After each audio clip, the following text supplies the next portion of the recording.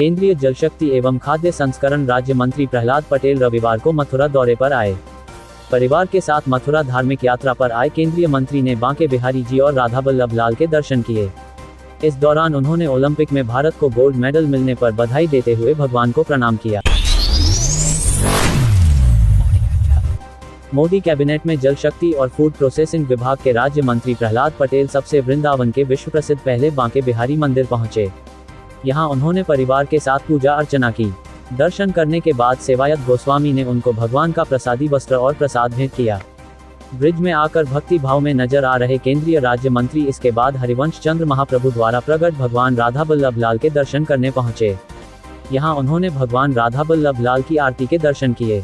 धार्मिक यात्रा पर मथुरा आए केंद्रीय मंत्री ने दर्शनों के बाद मीडिया से रूबरू होते हुए ओलंपिक में गोल्ड मेडल मिलने पर बताया कि यह भगवान की कृपा ही है और शायद अब स्वर्णिम युग की शुरुआत हो गई है।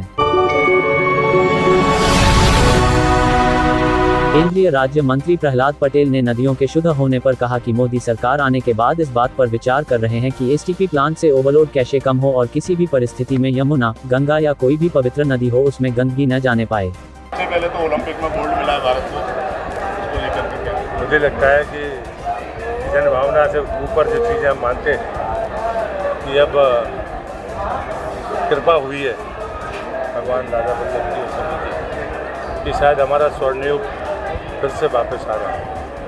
मैं तो यही विनती करूंगा श्री चरणों में, राधा बल्लभ जी के चरणों में, कि हमारे आने वाली पीढ़ी को वो ऊर्जा दें ताकि इस देश को वो यशस्वी बना पाए। उनकी कृपा के बगैर संभव नहीं। परिश्रम तो सभी करते हैं, परिणाम मिलने के लिए कृपा की जरूरत पड़ती है। उनकी कृपा बनी रहे।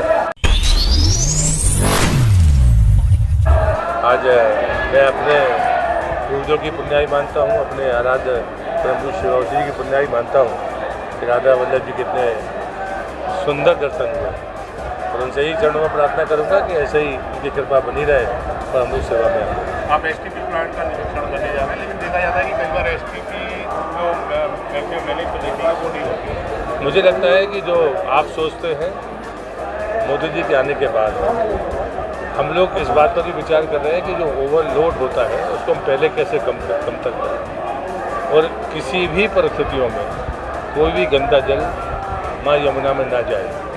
हम सभी नदियों के बारे में जब विचार करते हैं, लेकिन पवित्र नदियों में यमुना जी है, गंगा जी है, नर्मदा जी है, कि एक बूंद भी दूषित जल ना जाए।